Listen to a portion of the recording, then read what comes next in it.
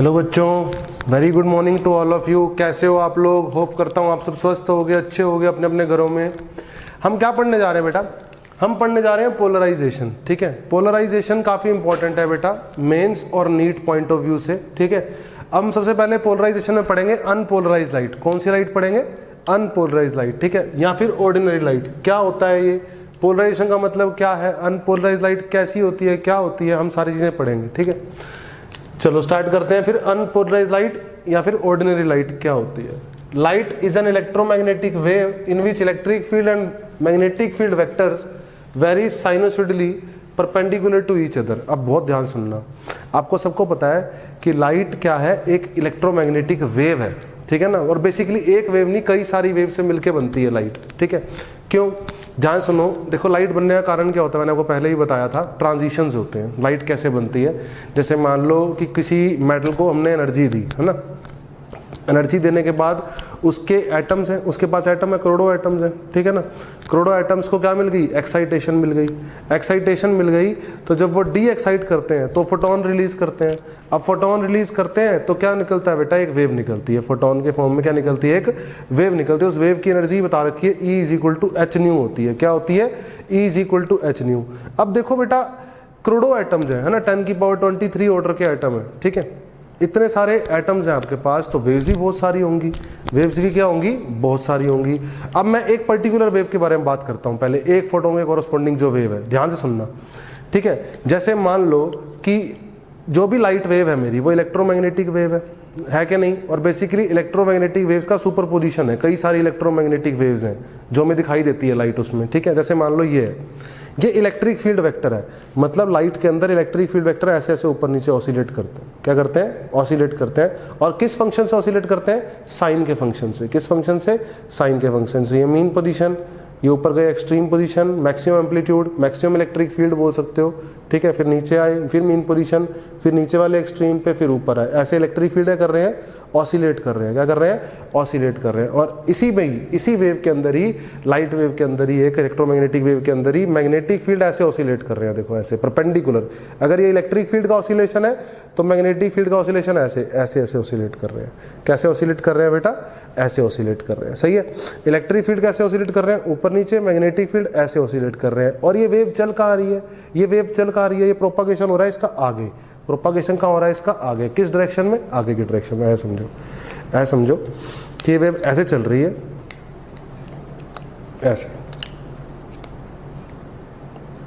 ठीक है, जो सामने मार्कर दिखाई दे रहा है उस डायरेक्शन में वेव आ रही है। ये इलेक्ट्रिक फील्ड ऑसिलेशंस है और ये क्या है? मैग्नेटिक फील्ड ऑसिलेशंस है। सही है। अब हो सकता है कि उसमें किसी का इलेक्ट्रिक फील्ड ऑसिलेशन ऐसा हो, ऐसा हो, इलेक्ट्रिक फील्ड ऑसिलेशन ऐसे है, तो मैग्नेटिक फील्ड ऑसिलेशन ऐसे होंगे, परपेंडिकुलर होने। मैग्नेटिक फील्ड ऑसिलेशन क्या होंगे? ऐसे होंगे। तो वेव कैसे चल रही होगी? परपेंडिकुलर टू इन दोनों के। मतलब अब इलेक्ट्रिक फील्ड ऑसिलेशन ऐसे है, मैग्नेटिक फील्ड ऑसिलेशन ऐसे। ये दोनों ऑसिलेशन परपेंडिकुलर रहने चाहिए, इलेक्ट्रिक फील्ड और मैग्नेटिक फील्ड। और वेव के प्रोपागेशन के इलेक्ट्रिक फील्ड और मैग्नेटिक फील्ड के ऑसिलेशन क्या रहने चाहिए? परपेंडिकुलर रहने चाहिए। सही बात है। तो यानी वेव अगर जेड डायरेक्शन में जा रही है तो एक्स वाई प्लेन में हो सकते हैं इलेक्ट्रिक फील्ड और magnetic field oscillations. Electric field और मैग्नेटिक फील्ड ऑसिलेशंस किस डायरेक्शन में होंगे बेटा? किस प्लेन में होंगे? एक्स वाई प्लेन में होंगे। ठीक है, अब वो एक्स वाई प्लेन में, जैसे फॉर एग्जाम्पल मैंने आपको दिखाया कि ये अनपोलराइज लाइट है। क्या है ये? Unpolarise light. अनपोलराइज लाइट मतलब ऑर्डिनरी लाइट, मतलब जिसमें करोड़ों एटम्स हैं, उनकी करोड़ों वेव निकल रही हैं। सही है, और हर वेव के पास इलेक्ट्रिक फील्ड और मैग्नेटिक फील्ड भी है।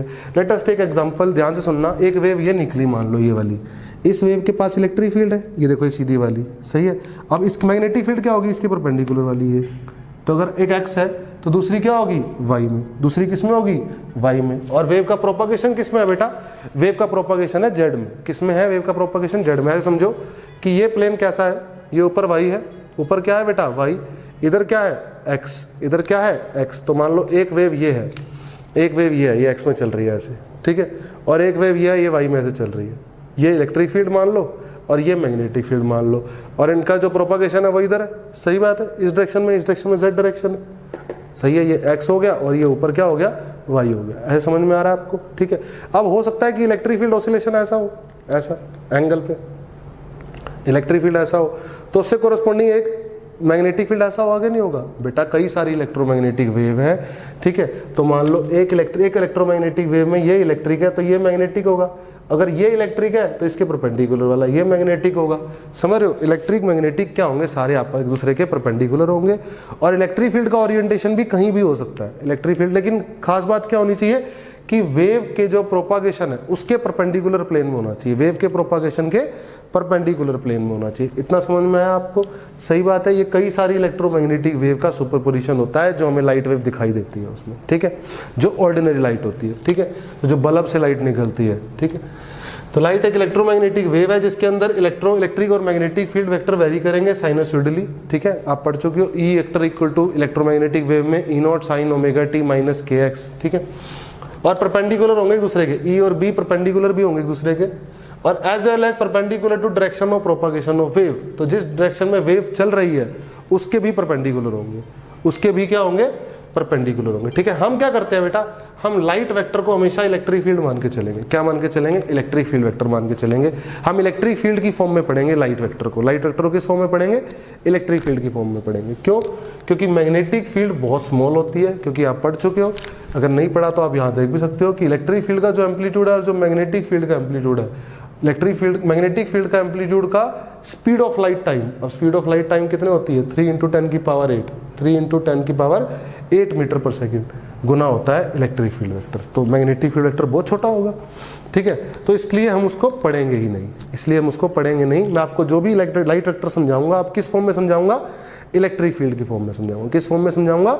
इलेक्ट्रिक फील्ड की फॉर्म में समझाऊंगा, सही है। तो आप मान लो कि ऐसे हर डायरेक्शन में इस ये जैसे मान लो ये मान रखा है मैंने, ठीक है, ये मैं इलेक्ट्रिक फील्ड की फॉर्म में समझा रहा हूँ। ऐसा नहीं है मैग्नेटिक फील्ड यहाँ पर है नहीं, मैग्नेटिक फील्ड वेक्टर भी है यहाँ पे, ठीक है ना। तो मान लो ये एक्स वाई प्लेन था, ये जो ऐसे था, मैंने इसको ऐसे बना दिया बेटा। तो मान लो इलेक्ट्रिक फील्ड का ऑसिलेशन ऐसे हो रहा है, एक इलेक्ट्रिक, कई सारी वेव होंगी, कई सारी वेव होंगी कि नहीं होंगी। एक इलेक्ट्रिक वेव का ऑसिलेशन ऐसे हो रहा है, एक इलेक्ट्रिक का ऐसे हो रहा है, एक इलेक्ट्रिक का ऐसे हो रहा है, एक इलेक्ट्रिक का ऊपर हो रहा है, सही है।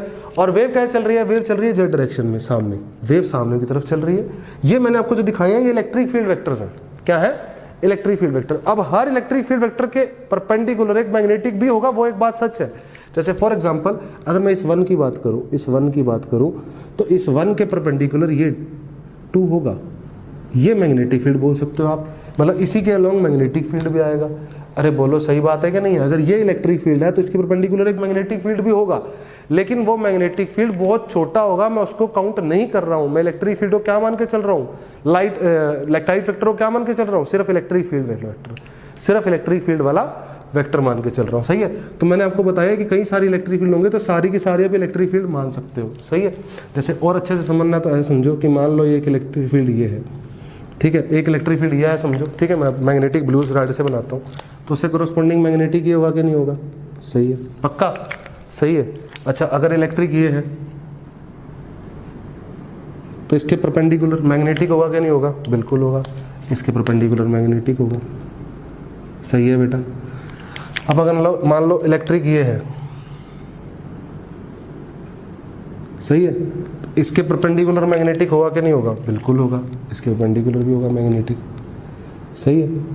अब मान लो इसी डायरेक्शन में ही इलेक्ट्रिक फील्ड तो हर डायरेक्शन में हो सकता है ओरिएंटेशन, ठीक है, इसी डायरेक्शन में इलेक्ट्रिक फील्ड वो भी है, इलेक्ट्रिक फील्ड वेक्टर भी है इसी डायरेक्शन में। मान लो मैग्नेटिक, तो इसके इस वाली इलेक्ट्रिक फील्ड के परपेंडिकुलर यहाँ मैग्नेटिक था, मैं मना नहीं कर रहा, लेकिन यहाँ पे इलेक्ट्रिक फील्ड भी तो हो सकता है अपना अलग से नई वेव का, बिल्कुल हो सकता है। तो उसके कोरस्पॉन्डिंग यहाँ पे अब मैग्नेटिक होगा, यहाँ पे क्या होगा? वैसे ये मैग्नेटिक होगा, इस वाले इलेक्ट्रिक फील्ड पर, इस वाले इलेक्ट्रिक फील्ड के परपेंडिकुलर यहाँ मैग्नेटिक होगा।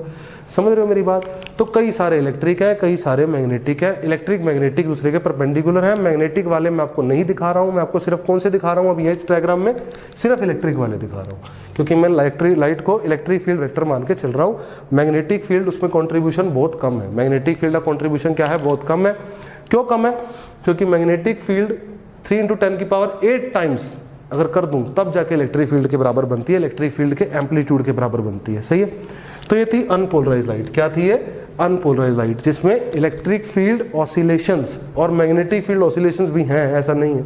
इलेक्ट्रिक और मैग्नेटिक फील्ड ऑसिलेशंस पहली बात तो दूसरे के परपेंडिकुलर हैं और कई सारे हैं, ठीक है। और जितने भी हैं ऑसिलेशंस इलेक्ट्रिक फील्ड के या मैग्नेटिक फील्ड के, वो सारे के सारे परपेंडिकुलर है किसके? प्रोपागेशन ऑफ वेव के। किसके? प्रोपागेशन ऑफ वेव के। तो सिंपल लाइट है ये जो हम पढ़ते हैं, इसको बोलते हैं अनपोलराइज्ड लाइट। क्या बोलते हैं? Unpolarised light. अब ये पोलर वर्ड क्या होता है? पोलराइज करना मतलब होता है रिस्ट्रिक्ट करना। क्या करना? रिस्ट्रिक्ट करना। तो अब मैं बताता हूं कि पोलराइज लाइट कैसी होगी। अब मैं आपको दिखाऊंगा कि पोलराइज लाइट कैसी होगी। ठीक है, तो अब हेडिंग डाल लो पोलराइज लाइट। ओके बच्चों, अब हम पढ़ते हैं पोलराइज लाइट। कौन सी लाइट? Polarise light. तो पोलराइज लाइट कौन सी लाइट होती है? जिसमें phenomenon of restricting the vibrations of light यानी electric field in a particular direction, in a particular direction. ठीक है, सबसे पहले फिर से आओ, मैंने आपको बताया अनपोलराइज लाइट में ऑसिलेशंस क्या होते हैं? पूरे प्लेन में होते हैं। प्रोपागेशन के परपेंडिकुलर वाले प्लेन में ऑसिलेशंस हो रहे होते हैं। ठीक है, कई सारी वेव होती हैं। ठीक है, जैसे ये बताया मैंने आपको, ये एक्स वाई प्लेन है, ये इलेक्ट्रिक फील्ड ऑसिलेशंस हो रहे हैं। ठीक है, मैग्नेटिक फील्ड ऑसिलेशंस भी हो रहे हैं, उनको दिखा नहीं रहा हूं कि वो बहुत स्मॉल है। ठीक है, और हर electric field corresponding magnetic field उसके परपेंडिकुलर ऑसिलेट हो रहा है। ठीक है, तो Z direction outward propagation of wave, मतलब बाहर की तरफ प्रोपागेशन ऑफ वेव। अब समझो इसका डायग्राम ऐसा ही बन सकता है। पूछो क्यों? मान लो ये इलेक्ट्रिक, मैं इस पर्टिकुलर की बात करूं, ध्यान से देखना, इस पर्टिकुलर की बात करूं, इस पर्टिकुलर की ध्यान से देखो। अगर मैं इस पर्टिकुलर इलेक्ट्रिक फील्ड की बात करूं तो इसके फिर से दो कंपोनेंट हो सकते हैं, एक एक्स में और एक वाई में। हो सकता है वेक्टर क्वांटिटी है, तो मैंने इसका एक एक्स में एक वाई में बनाया, ऐसे इस वाली का भी एक एक्स और वाई में बनाया, इस वाली का भी एक एक्स और वाई में बनाया। तो सारी वेव्स के इलेक्ट्रिक फील्ड कंपोनेंट, और मैग्नेटिक फील्ड को मैं बात नहीं कर रहा हूँ, मैग्नेटिक फील्ड होंगे तो वो भी चाहे मान लो बीच में, इलेक्ट्रिक और मैग्नेटिक फील्ड कंपोनेंट्स सारी वेव के, जितनी भी वेव्स हैं जो पूरे प्लेन में दिखाई दे रही हैं, मैं उनको एक्स वाई में रिजॉल्व कर सकता हूँ। तो ये एक्स वाले हो गए और ये वाई वाले हो गए। ठीक है, मैं बात कर रहा हूँ सिर्फ इलेक्ट्रिक फील्ड को लेकर। ऐसा नहीं है इसमें इलेक्ट्रिक फील्ड ऑसिलेशंस ये हैं, इसमें मैग्नेटिक फील्ड भी हो सकते हैं, लेकिन वो बहुत स्मॉल है। मैं लाइट वेक्टर को क्या मान के चलता हूँ? इलेक्ट्रिक फील्ड वेक्टर मान के चलता हूँ। ठीक है, तो ये लाइट भी अनपोलराइज्ड ही है, ये लाइट भी क्या है? अनपोलराइज्ड ही। मतलब नेट इलेक्ट्रिक फील्ड एक्स में तो इधर वाइब्रेट कर रही है और नेट इलेक्ट्रिक फील्ड वाई में इधर वाइब्रेट कर रही है। सही है, और जो मेरा प्रोपागेशन है, वेव चल कैसे रही है? मेरी वेव चल रही है इनके परपेंडिकुलर, ऐसे वेव मेरी सामने आ रही है, ऐसे मतलब ऐसे। इलेक्ट्रिक फील्ड ऑसिलेशन नेट ऐसे हो रहे हैं और ऐसे हो रहे हैं, और वेव आगे भी बढ़ रही है, ऐसे हो रहे हैं, ऐसे हो रहे हैं, वेव आगे भी बढ़ रही है, ऐसे हो रहे हैं, ऐसे हो रहे हैं, वेव आगे भी बढ़ रही है। वेव आगे बढ़ रही है, साथ साथ ऑसिलेशंस कर रही है नेक्स और वाई में, नेट। सही है, तो अब क्या है? ये अनपोलराइज्ड लाइट है। कैसी लाइट है ये? अनपोलराइज्ड लाइट, यानी जो बल्ब से निकलती है डायरेक्ट निकलती है, उसको अनपोलराइज्ड लाइट बोलते हैं, ऑर्डिनरी लाइट। ठीक है ना। अब इसको पोलराइज करना है। पोलराइज करने का मतलब हुआ मुझे जो वाइब्रेशंस हैं उनको रिस्ट्रिक्ट करना है एक डायरेक्शन में। क्या करना है मुझे? इन वाइब्रेशंस को रिस्ट्रिक्ट करना है एक डायरेक्शन में।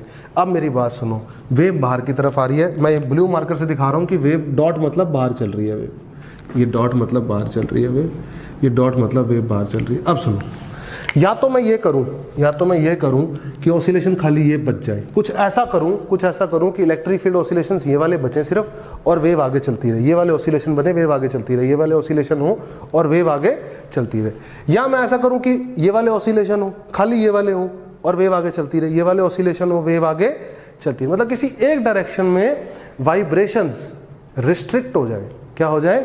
रिस्ट्रिक्ट हो जाए। वो कैसे होंगे? दैट इज डिफरेंट थिंग, वो मैं बताऊंगा ये कैसे होंगे। पोलराइजेशन की हेल्प से होंगे, पोलराइजर की हेल्प से होंगे, रिफ्लेक्शन से हो सकते हैं, स्कैटरिंग से हो सकते हैं, नाइकोल प्रिज्म से हो सकते हैं, वो मैं सब बताऊंगा आपको। फिलहाल आप ये समझो कि किसी भी तरीके से अगर मैं वाइब्रेशंस को रिस्ट्रिक्ट कर दूं एक डायरेक्शन में, किसी एक डायरेक्शन में रिस्ट्रिक्ट कर दूं, तो मेरी लाइट क्या कहलाती है? पोलराइज लाइट कहलाती है। कैसी लाइट कहलाती है? पोलराइज। तो अगर मैं ये वाला वाइब्रेशन बचे और वेव मेरी सामने जा रही है, ये भी पोलराइज लाइट है। ये वाला वाइब्रेशन बचे और वेव मेरी सामने जा रही है, ये भी पोलराइज लाइट है। इनके दो नाम, इसको बोलते हैं प्लेन पोलराइज लाइट। क्या बोलते हैं? Plane polarise light. ठीक है ना, या फिर लीनियरली पोलराइज लाइट, दोनों बातें सेम है, कोई मतलब नहीं है। ठीक है ना, मतलब प्लेन, जो ये प्लेन था इन सबका, इस पूरे प्लेन में था ना एक्स और वाई, एक्स वाई प्लेन था, तो एक लाइट एक डायरेक्शन में बची, या एक्स में या वाई में, तो प्लेन में पोलराइज। और लीनियरली हुई, मतलब एक डायरेक्शन में बची, तो लीनियर पोलराइज लाइट भी बोलते हैं इसको।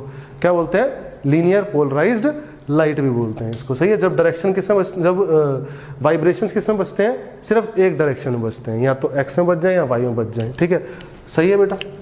आप ऐसा भी कर सकते हैं, तो जरूरी नहीं आपको एक्स वाई में कंपोनेंट रिजॉल्व करने हैं। आप अपनी तरह से भी एक डायरेक्शन मान सकते हो कि भैया ये इस डायरेक्शन में और इस डायरेक्शन में रिजॉल्व करने हैं जी, मुझे इन दोनों डायरेक्शन में रिजॉल्व करने हैं। ठीक है, तो अब इन दोनों डायरेक्शन में रिजॉल्व कर लो, जितने भी थे ये इलेक्ट्रिक फील्ड थे, या अब नेट इलेक्ट्रिक फील्ड ऐसे आ गए इस डायरेक्शन में, और इसके परपेंडिकुलर और भी आगे, दो डायरेक्शन में तोड़े दी ना हमने, इन दोनों डायरेक्शन में तोड़ दिए बेटा, ठीक है। और वेव मान लो अभी भी आगे जा रही है, वेव मान लो अभी भी आगे जा रही है बेटा, दो डायरेक्शन कोई भी हो सकती है वो, सही है। तो कंपोनेंट में दो परपेंडिकुलर डायरेक्शन में तोड़ रहा हूँ, दो परपेंडिकुलर डायरेक्शन में तोड़ रहा हूँ। ये अनपोलराइज लाइट है। अब हो सकता है ये पोलराइज लाइट हो, देखो एक डायरेक्शन ही है ये भी, अभी भी एक डायरेक्शन में ही ऑसिलेशन हो रहे हैं, लेकिन अब एंगल पे हो रहे हैं बस। अब किस पे हो रहे हैं? एंगल पे। ऑसिलेशन ऐसे हो रहे हैं और वेव मेरी आगे बढ़ रही है, ऐसे इस डायरेक्शन में ऑसिलेशन हो रहा है, वेव मेरी आगे बढ़ रही है। और हो सकता है दूसरे वाला ये कि वेव मेरी आगे बढ़ रही है और ऑसिलेशन ऐसे ऐसे हो रहे हैं इस डायरेक्शन में, इस डायरेक्शन में क्या हो रहे हैं? ऑसिलेशन हो रहे हैं। ऐसा नहीं है सिंपल एक्स वाई ही पढ़ना है आपको, कोई भी दो परपेंडिकुलर डायरेक्शन में आप वेव कंपोनेंट तोड़ सकते हो, उसमें कोई दिक्कत वाली बात नहीं है। मैं आपको एक बात और अच्छी बताता हूँ, आपसे मैं एक सवाल पूछता हूँ छोटा सा, क्या पोलराइज लाइट में इलेक्ट्रिक होगी खाली या मैग्नेटिक कंपोनेंट भी होंगे? पोलराइज लाइट में क्या इलेक्ट्रिक कंपोनेंट होंगे या मैग्नेटिक भी होंगे? पोलराइज में देखो, इसमें तो थे, इसमें तो इलेक्ट्रिक भी थे और मैग्नेटिक भी थे। अब मैंने आपको बताया कि इसमें हो सकता है इलेक्ट्रिक मैग्नेटिक दोनों इसी डायरेक्शन में हो, क्योंकि वेव्स कई सारी है ना बेटा। मैंने आपको यहाँ बताया कि अगर मान लो ये इलेक्ट्रिक है तो उसके परपेंडिकुलर ये मैग्नेटिक है, और हो सकता है इधर ही मैग्नेटिक आ रहा हो एक और वेव का, तो उसके परपेंडिकुलर इधर इलेक्ट्रिक आ रहा हो। तो प्लेन पोलराइज मतलब इस डायरेक्शन में इलेक्ट्रिक मैग्नेटिक दोनों है, इस डायरेक्शन में भी इलेक्ट्रिक मैग्नेटिक दोनों है। रियलिटी में मैं आपको पढ़ के क्या दिखाऊंगा, सिर्फ इलेक्ट्रिक दिखाऊंगा, लेकिन रियलिटी में दोनों है।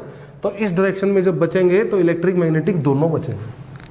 क्या बचेंगे? दोनों। लेकिन फिर से मैं एक ही बात बोलूंगा, मैं पढ़ूंगा कौन से? इलेक्ट्रिक वाले। पढ़ूंगा कौन से? इलेक्ट्रिक वाले। मैं इलेक्ट्रिक की भाषा में इलेक्ट्रिक को ही मानकर क्या करता हूं, मैं लाइट वेक्टर पढ़ता हूं, ठीक है। तो ये थी पोलराइज लाइट। अब हम लाइट को पोलराइज करें कैसे, उसके तरीकों पे आते हैं। पोलराइज लाइट क्या थी, अनपोलराइज लाइट क्या थी, आपको समझ में आया, ठीक है। ओके बच्चों, अब हम देखते हैं कि लाइट पोलराइज कैसे होगी। लाइट पोलराइज कैसे होगी? पोलराइज लाइट क्या होती है आपको समझ में आ चुका है कि हमें एक डायरेक्शन में वाइब्रेशन से करने हैं, रिस्ट्रिक्ट करने हैं, ठीक है। अब ऐसे समझो कि ये अनपोलराइज लाइट है। कैसी लाइट है ये? Unpolarise light. ये अनपोलराइज लाइट है, ध्यान से समझना बेटा, ठीक है। इसके पास दो तरीके का ऑसिलेशन है बेटा, दो तरीके के ऑसिलेशन, दो डायरेक्शन में ऑसिलेशन है, ठीक है। एक तो इस डायरेक्शन में ऑसिलेट कर रही है, इस डायरेक्शन में ऑसिलेशन है ऐसे, और एक सामने इस डायरेक्शन में ऑसिलेशन है, देखो इस डायरेक्शन। ये जो रेड मार्कर है मेरा, एक मैंने माना कि इस डायरेक्शन में ऑसिलेशन है, एक मैंने माना कि इस डायरेक्शन में ऑसिलेशन है, ठीक है। और वेव कहाँ चल रही है? वेव चलनी चाहिए इन दोनों के परपेंडिकुलर, यानी मेरी फिंगर वाली डायरेक्शन में, इधर चल रही है। प्रोपागेशन ऑफ वेव इधर है, एक जो डायरेक्शन है मेरी वाइब्रेशंस की वो ये है, और एक डायरेक्शन ये है, ठीक है। ये भी हो सकती है डायरेक्शन, एंगल में भी हो सकती है, लेकिन उनके मैंने कंपोनेंट रिजॉल्व कर लिए इन दोनों डायरेक्शन में, ठीक है। तो अब समझ गए हो आप, एक ऊपर और एक सामने, ठीक है। इस आई इंटेंसिटी को मान लो आई, क्या मान लो? आई, ठीक है। अब ये पोलराइजर है एक, क्या है ये? पोलराइजर, ठीक है। पोलराइजर से अगर ये पास होती है, पोलराइजर क्या करे? पोलराइजर क्या करेगा? इस अनपोलराइज लाइट को पोलराइज करेगा, ठीक है। अनपोलराइज को क्या करेगा? पोलराइज करेगा। अब ध्यान से समझो, अगर मान लो ये खिड़की है, ये छेद है, ठीक है ना, ऐसा स्लिट है, और मेरे वाइब्रेशंस ऐसे हैं, ध्यान से देखो, एक रेड मार्कर की डायरेक्शन में वाइब्रेशंस है मेरे, और ब्लू मार्कर की, ये देखो, ये रेड मार्कर वाले वाइब्रेशंस है, ऐसे वाइब्रेशन हो रहे हैं और ऐसे वाइब्रेशन हो रहे हैं, ठीक है। अब मान लो स्लिट ऐसे है, तो कौन सा वाइब्रेशन पास होगा? कौन सा वाइब्रेशन? अगर यहाँ छेद है, एक अगर गत्ता लगा रखा है बहुत बड़ा और ये छेद कर रखा है बीच में, तो कौन सा वाइब्रेशन पास होगा? रेड वाला पास हो जाएगा और ये कट जाएगा। ये क्या करेगा? कट जाएगा, और ये वाइब्रेशंस आगे पास हो जाएगा। ये क्या करेगा? आगे पास हो जाएगा। तो इंटेंसिटी यहाँ मान लो आई 2 आई नोट था, तो यहाँ इंटेंसिटी हाफ बचेगी, आई नोट बचेगी। ये बोलेंगे हम प्लेन पोलराइज्ड वेव। कैसी वेव हो गई है? प्लेन पोलराइज्ड वेव, ठीक है ना। तो बेटा जो एक्सिस थी उसके अलोंग वाला क्या कर गया? पास कर गया। बाकी ये कर गया दूसरा, इसमें अब्जॉर्ब हो गया, दूसरा कर गया इसमें, इस क्रिस्टल में अब्जॉर्ब हो गया, ठीक है। फिर आगे एनालाइजर लगा रखा है कि चेक करने के लिए कि ये लाइट पोलराइज हुई भी है कि नहीं हुई। तो आपने क्या करा, यहाँ आई नोट इंटेंसिटी थी और पैरेलल लगा दिया इसके, बिल्कुल एक्सिस पैरेलल, ठीक है ना। तो आपने देखा इंटेंसिटी आई नोट ही रही, इसका मतलब ये लाइट पोलराइज हो चुकी है, लाइट पोलराइज हो चुकी होगी। अगर ये इंटेंसिटी कुछ और होती, यहाँ कुछ और होती, तो लाइट पोलराइज नहीं हो चुकी होती। फॉर एग्जाम्पल, अगर यहाँ 2 आई नोट होता और यहाँ आई नोट बनता, इसका मतलब लाइट पोलराइज हुई है ना बाद में बेटा, इसका मतलब लाइट पोलराइज हुई है बाद में।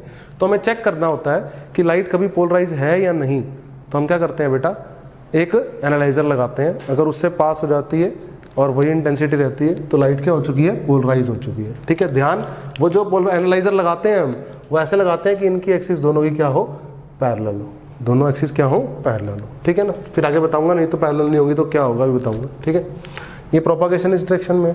ठीक है, बेसिकली ये काम जो पोलराइजर का काम होता है, ये करता कौन है, एक टॉर्मलाइन नाम का क्रिस्टल होता है, टॉर्मलाइन नाम का क्रिस्टल होता है, वो काम करता है ये। ठीक है, उस टॉर्मलाइन नाम के क्रिस्टल में एक एक्सिस होती है ट्रांसमिशन एक्सिस। ठीक है, उसको आप बोलते हो क्रिस्टलोग्राफिक एक्सिस भी बोलते हो। ठीक है, नाम है ये, नाम याद ही करने पड़ेंगे आपको, कुछ कर नहीं सकता मैं इसमें।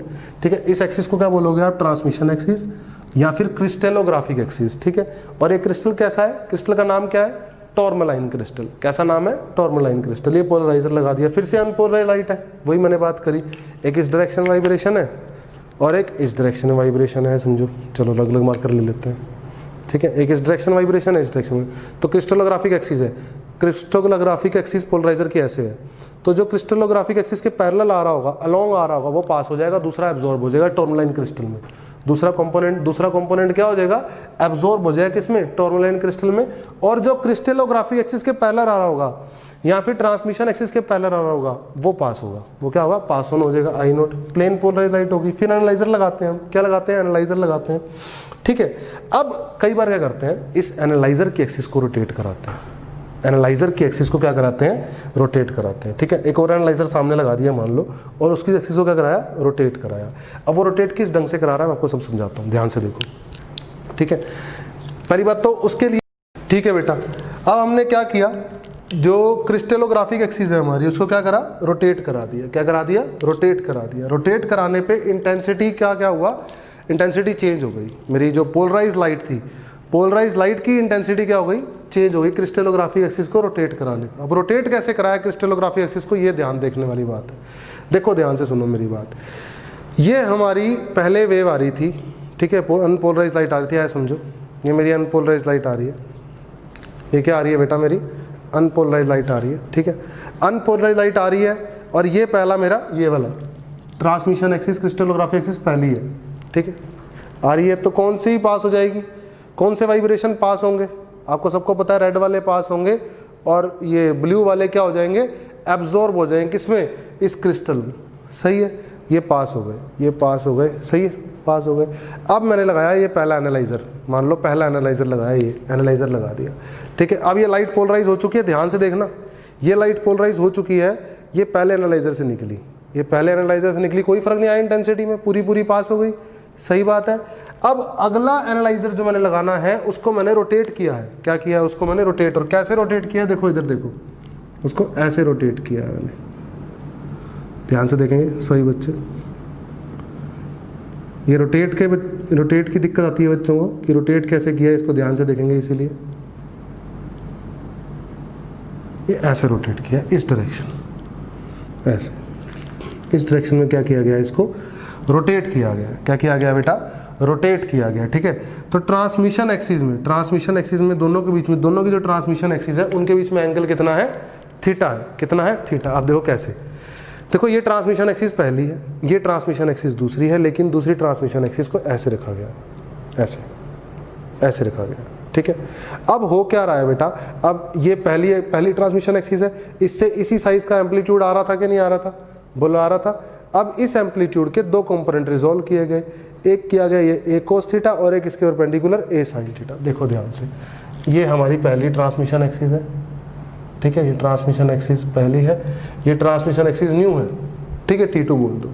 तो पहले तो ये ए एम्पलीट्यूड का आ रहा था कि नहीं आ रहा था, बोलो, ये ए एम्पलीट्यूड का आ रहा था। अब इस ट्रांसमिशन एक्सिस को क्या कर दिया बेटा, अगली ट्रांसमिशन एक्सिस को ओरिजिनल से थीटा एंगल रोटेट करा दिया।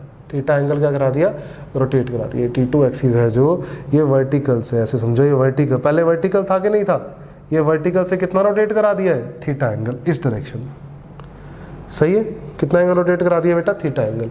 अब अगर थीटा एंगल रोटेट करा दिया तो मैंने आपको बताया है कि जो ट्रांसमिशन एक्सिस के पैरेलल कंपोनेंट होता है वही पास होता है, वही क्या होता है, पास। तो एम्पलीट्यूड, ये एम्पलीट्यूड है मेरा ए, तो ट्रांसमिशन एक्सिस के, इसके एक ट्रांसमिशन एक्सिस के अलोंग और एक ट्रांसमिशन एक्सिस के परपेंडिकुलर, ये दो कंपोनेंट हुए, ये थीटा है और ये ए है, तो ये आएगा ए कोस थीटा, ये कितना आएगा, ए साइन थीटा आएगा।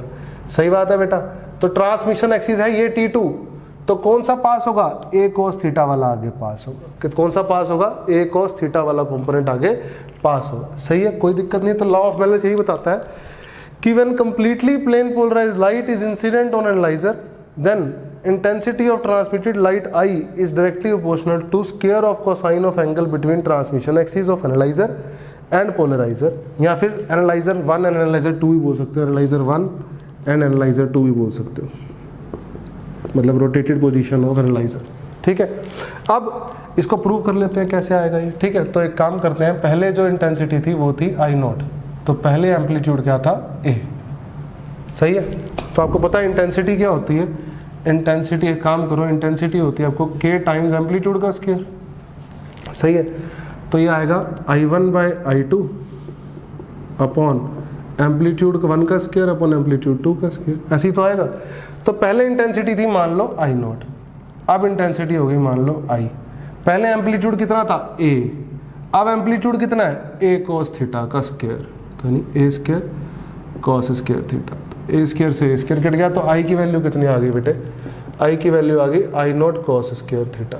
ठीक है, तो आई डायरेक्टली क्वेश्चन आ गया, आई नॉट कांस्टेंट है, cos square theta, I directly question आ गया कॉस स्क्वायर थीटा।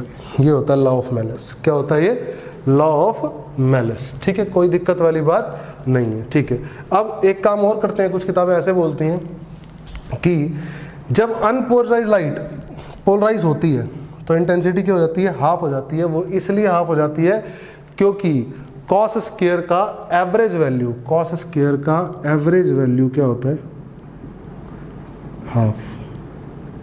कितना होता है बेटा, हाफ। कॉस स्क्वायर थीटा की एवरेज वैल्यू कितनी होती है, हाफ होती है।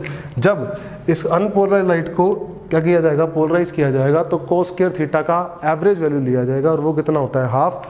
तो 2 आई नोट इंटेंसिटी पहले थी और कॉस स्क्वायर थीटा का एवरेज वैल्यू हाफ हुआ, तो 2 आई नोट को हाफ से मल्टीप्लाई किया, कितना आ गया, आई नोट आ गया। या फिर इसको ऐसे समझ सकते हो कि दो तरीके से एनर्जी डिस्ट्रीब्यूशन था, एक इधर वाले कंपोनेंट में और एक इधर वाले कंपोनेंट में। ठीक है, तो ये वाला एब्जॉर्ब हो गया, जब पास हुआ तो ये वाला वाइब्रेशन बचा, तो इंटेंसिटी क्या हो गई, हाफ, एनर्जी क्या हो गई, हाफ। ठीक है, समझ में आया। ये लाइट पोलराइज है, ये भी पोलराइज है, इसके बाद जो ये जो लाइट है पोलराइज है बेटा, और इसके बाद जो आगे पास हुई वो भी पोलराइज ही है। बस फर्क सिर्फ कितना है कि इसकी इंटेंसिटी आई नोट है तो उसकी आई नोट कॉस स्क्वायर थीटा है, क्योंकि इसका एम्पलीट्यूड अगर ए था तो इसका एम्पलीट्यूड ए कॉस थीटा है। क्या है, ए कॉस थीटा। और वो क्यों है हम समझ चुके हैं, क्यों है हम समझ चुके हैं। ठीक है।